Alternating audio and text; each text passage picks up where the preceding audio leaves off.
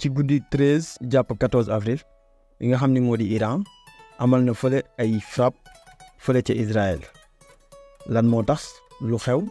ak naka la xewee loolu lañ fas yéene waxtaanee ci chronique semaine bi.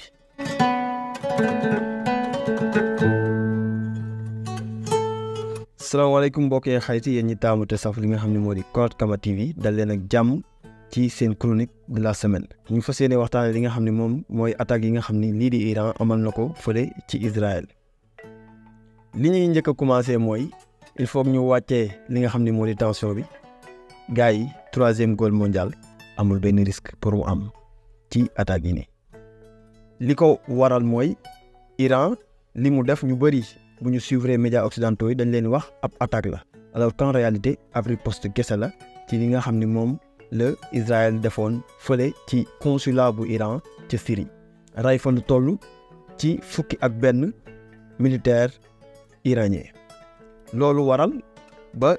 Iran mënul woon ñàkk def li nga xam ne moo di riposte pour li nga xam ni garder sa souveraineté mais aussi garder sa dignité bi muy woote dans la mondialisation et le concert des nations. li waral lu tax Iran bëggul li nga xam ne moo di escalade fële ca nga xam ne moo di Israël mooy kenn bëggul instant bi li nga xam ne moo di conflit bu dëgër këj am ci diggante Iran ak Israël. Iran moo tax bi muy intervenir dafa fexe ba def le minimum syndical maanaam utiliser wul benn missile de haute technologie fexewul tamit ba atteindre li nga xam ne moo di ay cibles civiles li mu gënoon viser mooy ay bases militaires yi nga xam ni yàqu-yàqu yi demeewul noonu mais aussi li firndeel ni bëgguloon escalade mooy fexe na ba prévenir li nga xam ne mooy les grandes puissances que ce soit la Russie les États-Unis pour xamal leen ni kat riposte bi par force dina am. mais aussi li gën a tax riposte bi gën a am solo gën a motiver Iran pour mu def ko mooy fële nga xam ni ca ONU bi nga xam ni Israël def na li nga xam ni moo di attaque bi fële ca consulat wu Iran ci Syrie ki nga xam ni moo di Russie ak Chine dañoo convoqué li nga xam ni mooy conseil de sécurité pour ñu condamner les attaques kii di France Grande-Bretagne ak États-Unis comme d'habitude posé li nga xam ni moo di seen veto contre cette condamnation. À partir de ce moment-là Iran dafa obligation répondre léegi ci réponse li ñu seetlu mooy Iran dafa montrer li nga xam ni mooy fayu li nga xam ni mooy système de défense Israël parce que ay missiles yoo xam ni nekkul ay missiles yu gaaw amul benn missile hypersonique boo xam ne Iran utilisé na ko missile hypersonique mooy fàttaliku mën na atteindre Israël à partir de l'Iran en 5 minutes li ñu gis mooy ay missile balistique ak ay drone yoo xam ni moom la Iran jëmale fële ci Israël mën ko détecter mën ko gis ñuy ñëw mais loolu teewul plus de 99% kese la Israël li nga xam ne mooy détruire ça veut dire que y a 1% yoo xam ne ay drone ay missiles yu atteindre Israël ba am fa ay yàqu-yàqu ci ab base militaire loolu muy wane ni défense su Israël comme niñ koy jaayee ci monde bi maanaam le dôme de fer n'est pas du tout infaillible parce que non seulement la France a dû agir la Grande-Bretagne les États-Unis ak Israël 4 puissances nucléaires ont agi pour li nga xam ne mooy détourner que 99% ci attaques yi muy loo xam ni ajouté ak attaque bi nga xam ne amoon na le 7 octobre li nga xam ne moo di Hamas amaloon ko biir Israël wane na ni kat que muy le système de renseignement israélien n'est pas si infaillible que ni ñu koy waxee le système de défense israélien n'est pas si infaillible comme ni ñu ko doon waxee kon muy wane ay faiblesse su Israël yoo xam ne nit ñi mën nañ ko atteindre ci ay wàllum armement au-delà de cela kenn ci grande puissance yi muy États-Unis muy Russie ak ku mu mënti doon conflit bi arrangé wu leen non seulement à cause du conseil du commerce international mais aussi ak yeneen conflits yi am dans le monde comme par exemple l'OTAN est engagé dans le conflit ukrainien-russe muy mbir moo xam ni investir na ci wax donc ils peuvent pas mener yeneen front kii di muy fii di Moyen-Orient mais aussi conflit bi dafay am beneen envergure géopolitique et géostratégique boo xam ni amul kenn ku bëgg mu am escalade li nga xam ni mooy les pays arabes Iran dafa gagner la sympathie li nga xam ni mooy population yi maanaam la population musulmane de manière globale instant yi dañu am li nga xam ni mooy fierté regroupée autour de l'Iran grâce à ces frappes là mais aussi beneen enjeu bi mooy le positionnement dans le marché des armements. Iran, à travers cette intervention-là, a montré que il a des drones à vendre parce que gis seetlu nañu depuis un certain temps Turquie moom mooy gën a jaay li nga xam ne moo di ay drones avec les TB2 muy mbir yoo xam ni ku nekk day jéem a positionné wu selon ses intérêts selon la direction de sa géopolitique. Léegi beneen mbir mi mooy le bloc occidental. Le bloc occidental est en train de mener un front au niveau de l'Ukraine. Gis nañ ni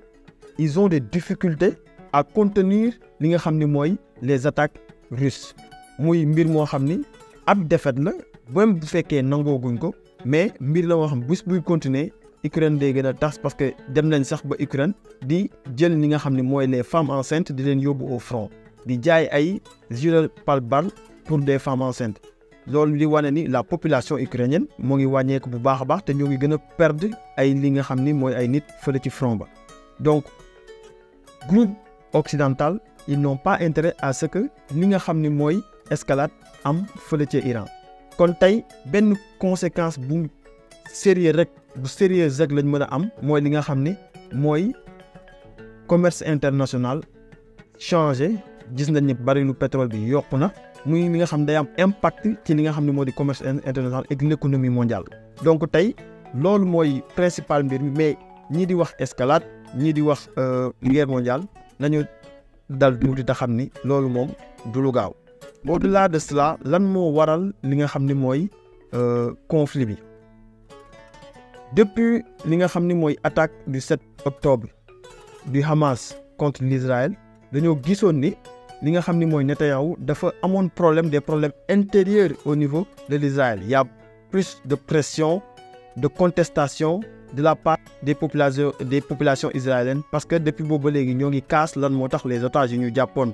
le 7 ba léegi les Israéliens n'arrivent pas à les faire libérer muy pression intérieure boo xam ni Netanyahou am na ko mais aussi mu am une pression extérieure boo xam ne Netanyahou mu ngi koy subir parce que bu kenn fàttali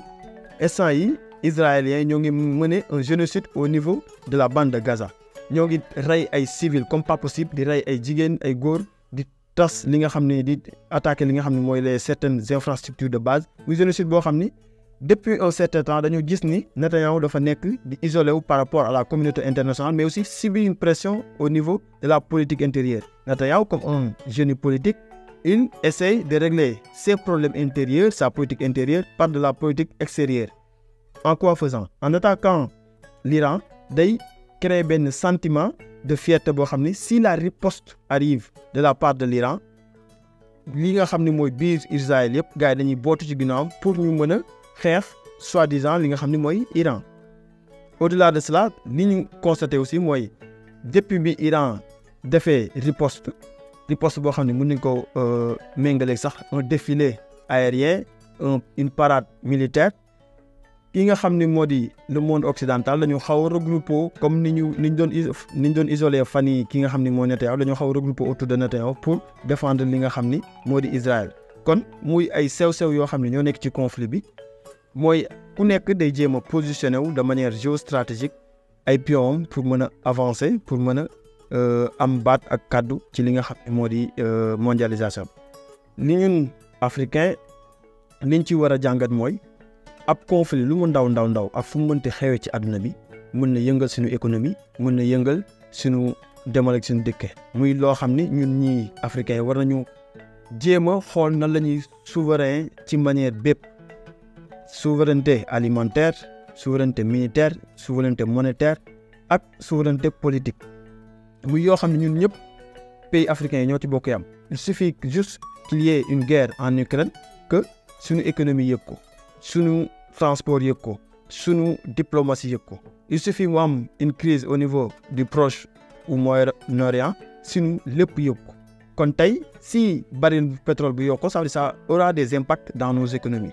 loolu day waral fébrile bi nga xam ni suñu état yi fébrile nañ ko suñu économie fébrile donc li ci war a jàngat mooy il nous faut construire une puissance armée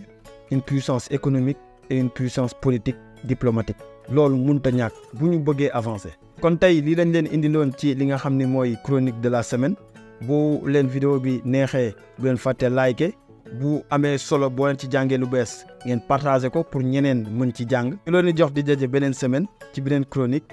jaa ngeen jëf.